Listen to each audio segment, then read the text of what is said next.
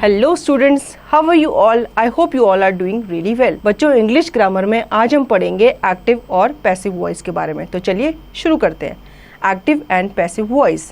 A verb is in the active voice when it is form shows that the subject is the doer of action. ठीक है, आपका sentence active voice में तब कहलाता है जब उसका सब्जेक्ट जो होता है वो क्या कर रहा होता है, एक्शन में होता है। ठीक है, मतलब वो डूअर होता है, वो कुछ ना कुछ कर रहा होता है। Example, he writes a letter, she calls them. ठीक है, अब यहाँ पे क्या है, वो लेटर लिख रहा है और वो उनको बुला रही है, तो वो क्या कर रही है, एक्शन में कर रही है, मतलब वो एक्शन में है, किसी न किसी एक्शन में है, जैसे कि वो किसी को बुला रही है। वो लड़का भी कुछ ना कुछ लिख रहा है या लिख रहा था। A verb is in the passive voice when it is form shows that the subject received the action। ठीक, अब इसमें क्या होता है, आपका सब्जेक्ट जो होता है वो एक्शन रिसीव कर रहा होता है, मतलब वो कुछ कर नहीं रहा होता, वो एक्शन को रिसीव कर रहा होता है, तो वो किस में होता है, पैसिव वॉइस में होता है। Example, a letter was written by him, they are called by her. ठीक है, इसमें क्या है, अब आपका जो सब्जेक्ट है वो लास्ट में आ गया और आपका ऑब्जेक्ट पहले आ गया। ठीक है, लेटर ऑब्जेक्ट है वो पहले आ गया, लिखा जा रहा था किसके द्वारा, उसके द्वारा। दोनों का मीनिंग सेम है लेकिन उसको लिखने का तरीका अलग हो गया। ठीक है, ऊपर था शी कॉल्स देम और नीचे वो चेंज होके हो गया they are called by her, उनको उसके द्वारा बुलाया गया। The person doing the action is called the agent. In the passive form the agent can be added to phrase with by. ठीक है, जो काम कर रहा होता है उसे एजेंट बोला जाता है और एक्टिव वॉइस में वो एजेंट काम कर रहा होता है लेकिन पैसिव वॉइस में वो काम ले रहा होता है, तो उसके आगे हम क्या लगा देते हैं, बाय लगा देते हैं। We usually use the active voice when we speak and write. वैसे तो हम जब हम लिखते हैं तो हम एक्टिव वॉइस का ही इस्तेमाल करते हैं। How to change from active voice to passive voice. अब एक्टिव वॉइस से पैसिव वॉइस में कैसे चेंज करें। When changing from active voice to passive voice, the subject in the active voice becomes the object in the passive voice। जो subject आपका active voice में रहता है वो आपका पैसिव वॉइस में ऑब्जेक्ट बन जाता है। ठीक है, the object in the active voice become the subject in the passive voice, और एक्टिव वॉइस में जो आपका ऑब्जेक्ट होता है वो आपका सब्जेक्ट बन जाता है पैसिव वॉइस में। The meaning of the sentence does not change. ठीक है, लेकिन सेंटेंस का मीनिंग जो होता है वो सेम ही रहता है दोनों में, एक्टिव में भी और पैसिव में भी। The tense of the verb also does not change, और इन दोनों में वर्ब भी चेंज नहीं होती। The preposition by is used in passive voice to give complete sense to the sentence. ठीक है, अपने सेंटेंस को कंप्लीट सेंस देने के लिए पैसिव वॉइस में हम बाय का यूज करते हैं। In case the subject is unimportant in the active voice then we need not to mention by. अगर हमारा सब्जेक्ट उतना इम्पॉर्टेंट नहीं है हमारे एक्टिव वॉइस में तो हम पैसिव वॉइस में उसमें बाय का यूज नहीं करते। Rules for changing the verb form active voice to passive voice. Simple present tense is MR plus third form of verb.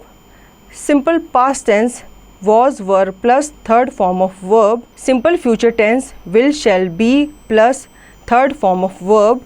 Present continuous tense is MR plus being plus third form of verb.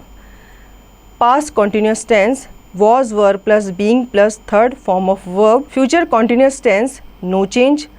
Present perfect tense has, have plus been plus third form of verb. Past perfect tense had plus been plus third form of verb. Future perfect tense will, shall plus have been plus third form of verb. Perfect continuous tense no change. While changing from active voice to passive voice, the pronouns will be changed as per the below written.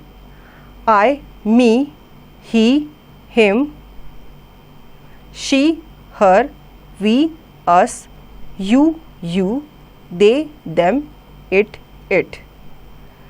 Transitive verbs only has change of voice. When transitive verb is changed from the active voice to passive voice, the object of the verb in the active voice become the subject of the verb in the passive voice.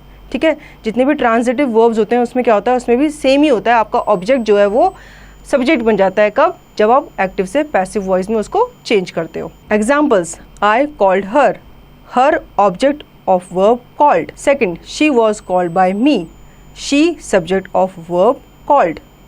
Intransitive verb cannot be used in passive voice because intransitive verb has no subject, ठीक है। Intransitive verbs को हम use नहीं कर सकते passive voice में क्योंकि इनका कोई ऑब्जेक्ट नहीं होता। Change of voice in other sentences, revise the rule of changing the voice of a sentence as given below.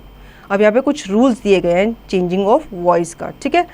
देख लेते हैं rules. Active voice, passive voice. In case of command we follow the structure let plus subject plus be plus past particle. Open your bags, let your bags be opened.